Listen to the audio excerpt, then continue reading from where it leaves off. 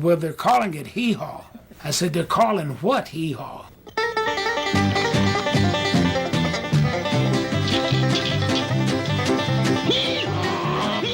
Picture this. It's June 1969. A brand new variety show premieres on CBS. And by the next morning, some of the most powerful newspapers in America have already buried it. The Los Angeles Times calls it one of the most irrelevant, stupid, and ghastly programs in recent memory. A critic in Houston says it might be the worst show he has ever seen in his life. The Toronto Star suggests that anyone who would actually watch it doesn't deserve to own a television set. And the New York Times, never one to mince words, writes that the whole thing should be plowed under before it airs again. That show was Hee Haw. And here's the part almost nobody remembers. Those savage reviews weren't a death sentence. They were an accident of advertising. Because within 5 episodes, ratings started climbing and people kept climbing back for more.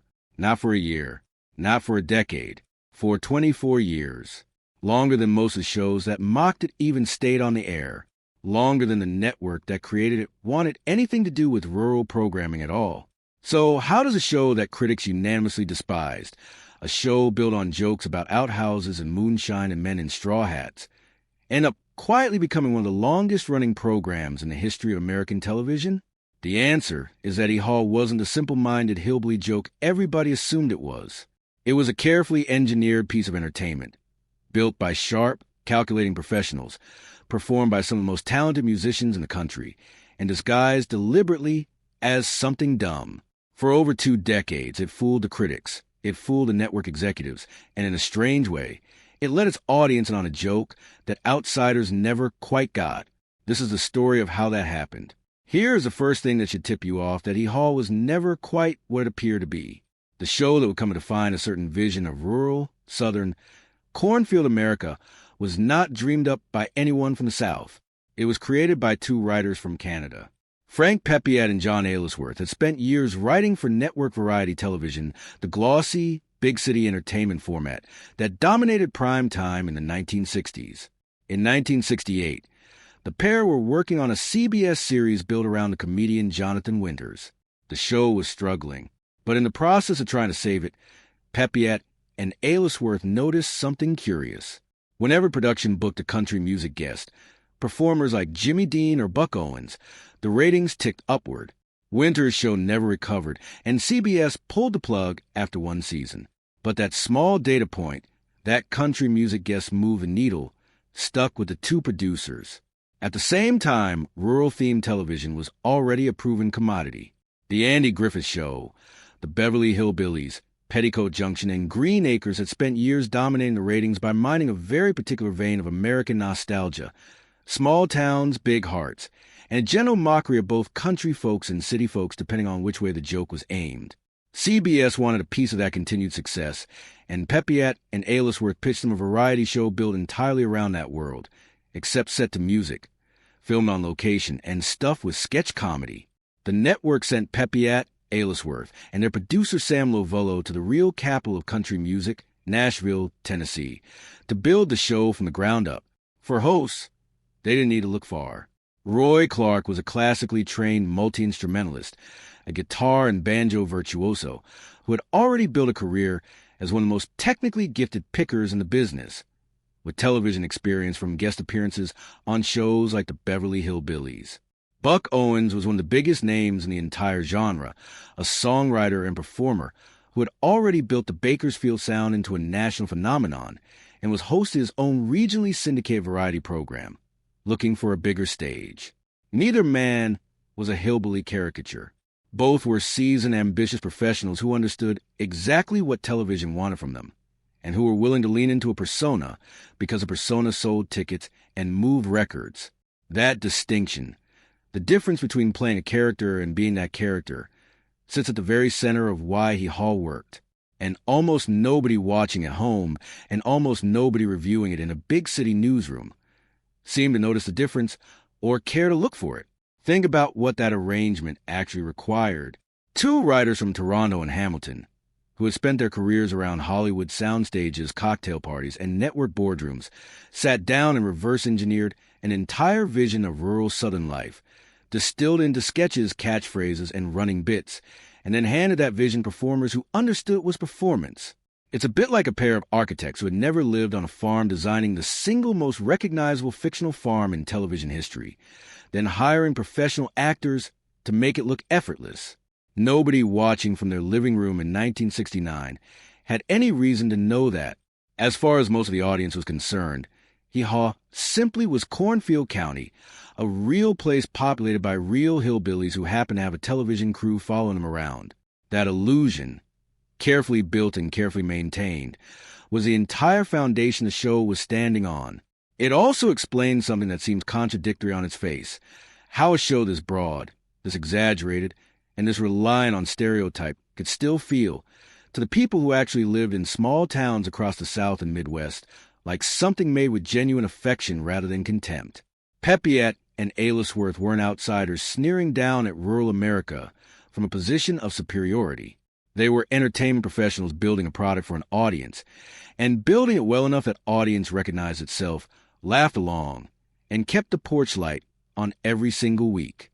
That's a much harder trick to pull off than simply mocking a stereotype from a distance, and it's part why the show's biggest champions were rarely found among television critics, but were instead the millions of ordinary viewers who kept it on the air.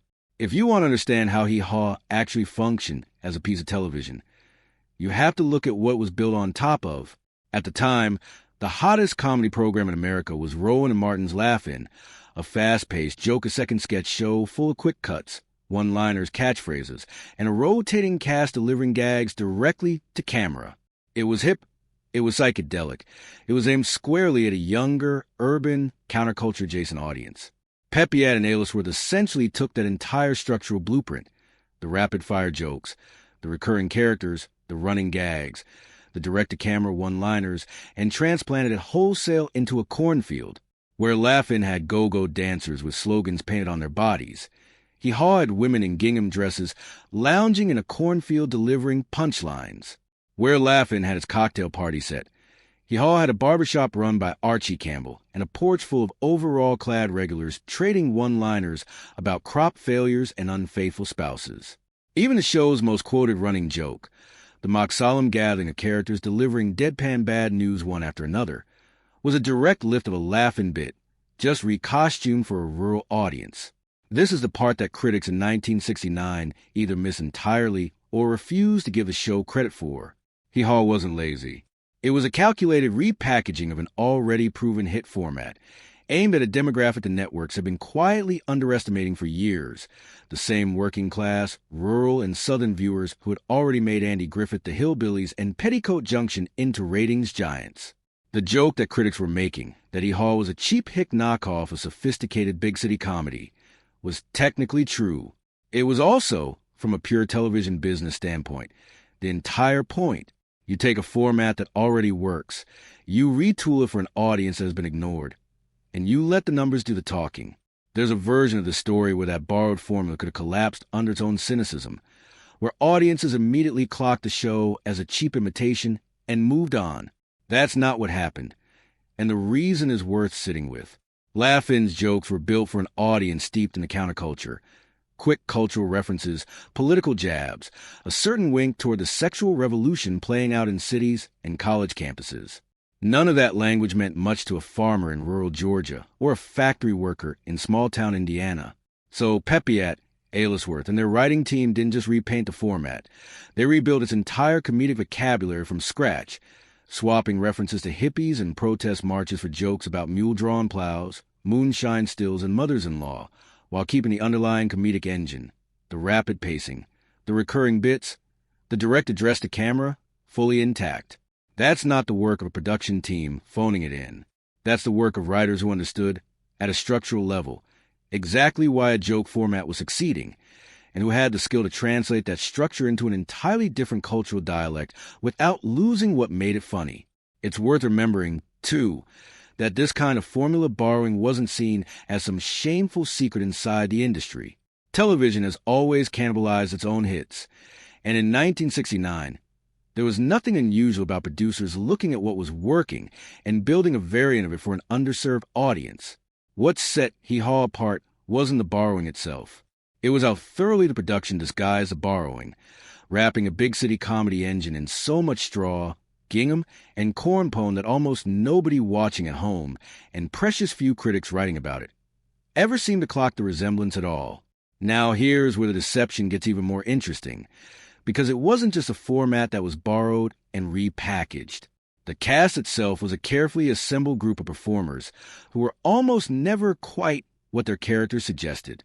Take the Cohanes of the fictional Cornfield County, the sofa-bound family who would sit in a row trading slow, mumbling small talk about the troubles of the day.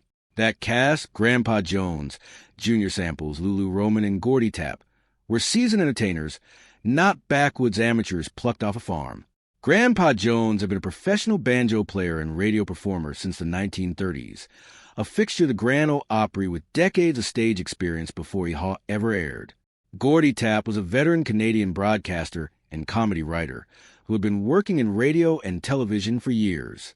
Lulu Roman was a trained comic performer who would go on, decades later, to record an album alongside major country stars, proof that the persona she played on camera was a costume, not a biography.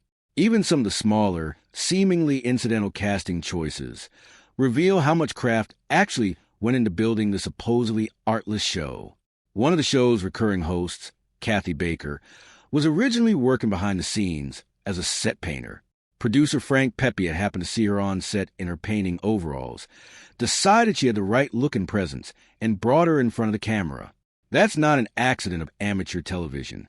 That a producer with a trained eye for talent, actively scouting and shaping the show's image, down to who got to stand in front of the audience and deliver the closing line every week. And then there's the music itself, which is maybe the single most undercredited part of the entire operation. Behind the corny jokes and the cornfield set, Hee Haw featured some of the most respected working musicians in Nashville, performing legitimate, high-quality country music, often completely unedited and unadorned by comedy. Roy Clark's instrumental performances were, by any objective musical standard, genuinely virtuosic. Buck Owens brought the full weight of his chart, topping catalog to the show every week. For years, Hee Haw quietly functioned as one of the only national television platforms consistently showcasing serious country and bluegrass musicianship to a mass audience, tucked in between jokes about outhouses. Critics reviewing the show as a comedy program almost entirely ignored this half of its identity, because acknowledging that Hee Haw was also, secretly, one of the better music showcases on network television didn't fit the narrative they had already decided to write. Producer Sam Lovollo, who ran the show's day-to-day operations for the bulk of its run, understood this better than almost anyone. He wasn't booking guest performers as filler between comedy sketches. He was actively courting some of the biggest names working in country music at the time, treating musical segments with the same seriousness a dedicated performance show would, then packaging those segments alongside broad comedy, so that the whole hour read as lighter and goofier than any single piece of it actually was. It's a sleight of hand that a lot of variety shows attempted and few pulled off as consistently. You get the audience in the door with the promise of a laugh, and while they're there, you hand them 30 minutes of some of the finest instrumental and vocal performances country music had to offer that decade. The barbershop set run by Archie Campbell deserves its own mention here too, because it captures the show's method in miniature. Campbell was a veteran comedy writer and performer who had built a career on wordplay and malapropism-driven humor long before Hee Haw existed. The barbershop sketches looked, on the surface, like simple filler, a bunch of good old boys trading bad puns while getting a haircut. In practice, those sketches were tightly scripted, carefully timed pieces of verbal comedy written and rewritten by professional joke writers who understood exactly how long a pun needed to breathe before the next one landed. None of that craftsmanship was visible to a viewer who had already decided, based on the setting alone, that they were watching something unsophisticated. Let's go back to those reviews, because there's a detail in how they played out that's almost more interesting than the reviews themselves. Producer Sam Lovollo would later recall that the sheer volume of negative press actually helped the show. People read that Hee Haw was supposedly one of the worst things ever broadcast, and out of pure curiosity, or maybe a desire to see a train wreck of themselves, they tuned in. And once they tuned in, they didn't leave. That's a strange kind of trick to pull off, even if it wasn't entirely intentional. The critics thought they were killing the show with ridicule. Instead, they were functioning as unpaid advertising, generating exactly the kind of curiosity-driven sampling that gets a new show through its shakiest early weeks.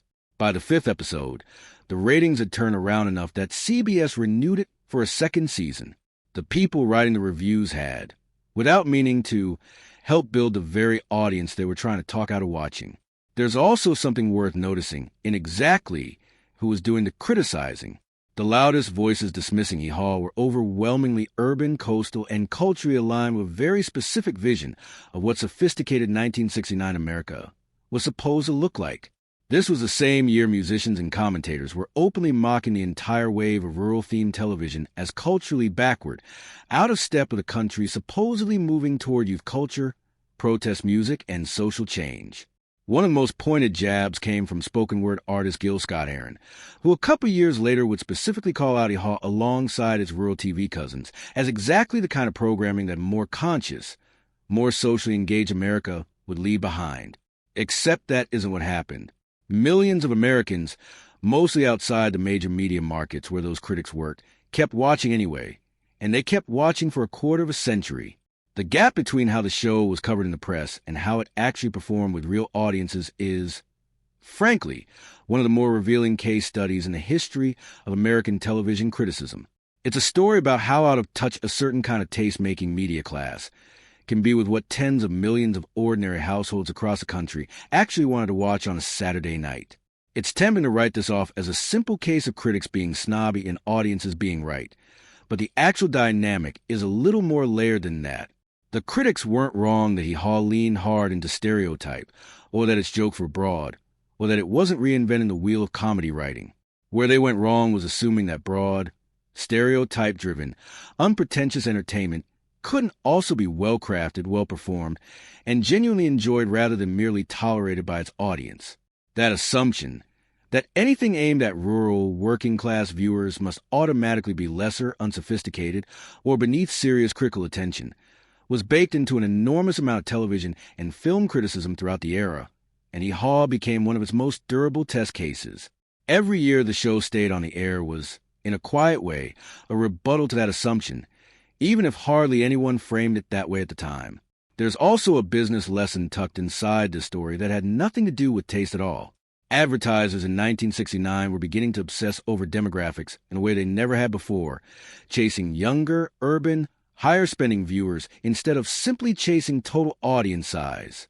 Critics writing for major papers were, whether they realized it or not, largely speaking to and for that same demographic.